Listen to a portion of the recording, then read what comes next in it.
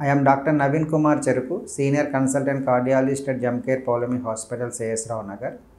ఈ రోజు మనము వాల్వ్ డిసీజెస్ గురించి తెలుసుకుందాము. వాల్వ్ డిసీజెస్ అంటే హార్ట్లో 4 కవాటాలు ఉంటాయి. ఆ 4 కవాటాలు ధమనులు, సిరల్లోకి బ్లడ్ పంపించడం మూలంగా మన సర్క్యులేషన్ అనేది ఇంప్రూవ్ అవుతుంది.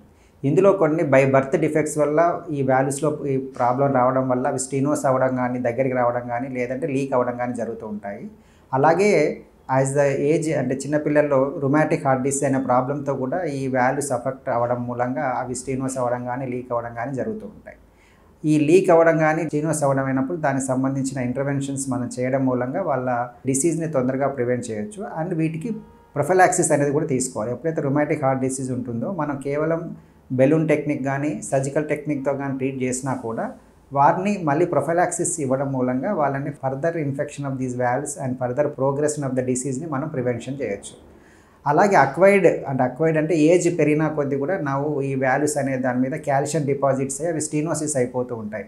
ఎస్పెషల్లీ అబౌవ్ 65 ఇయర్స్ ఉన్నప్పుడు కానీ, లేదంటే కొన్ని వాల్వ్లో మార్పుల కారణంగా ఈ డీజనరేషన్ అనేది కొంచెం ఎర్లీగా కూడా కావచ్చు. లైక్ బైకస్ప్రయాటిక్ వాల్వ్ అనే డిసీజ్లో ఈ స్టీనోసిస్ అనేది మిగతా వారికంటే కొంచెం ఎర్లీగా రావచ్చు.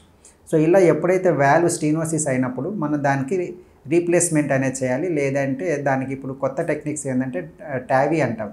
సో పర్క్యూటేనస్ టెక్నిక్ ద్వారా కూడా మనం వాల్వ్ని అయితే స్టెంట్ మెకానిజం ద్వారా కూడా మనం రీప్లేస్ చేస్తున్నాం.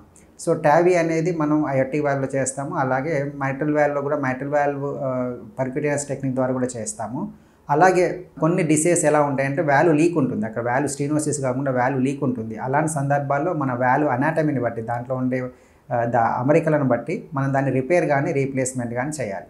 సో ఇవన్నీ కూడా వాల్వులర్ హార్ట్ డిసీజెస్ని మనం తొందరగా పికప్ చేసి వాటిని ట్రీట్ చేయడం మూలంగా హార్ట్ మీద లోడ్ కండిషన్స్ని తగ్గించి హార్ట్ ఎన్లార్జ్ అవ్వకుండా మనం చూసి హార్ట్ ఫెయిల్యూర్లోకి వెళ్లకుండా మనం ముందే ప్రివెన్షన్ చేయడం మూలంగా మనం లైఫ్ ఎక్స్పెక్టెన్సీని, మన ఆరోగ్యాన్ని కాపాడుకోవచ్చు.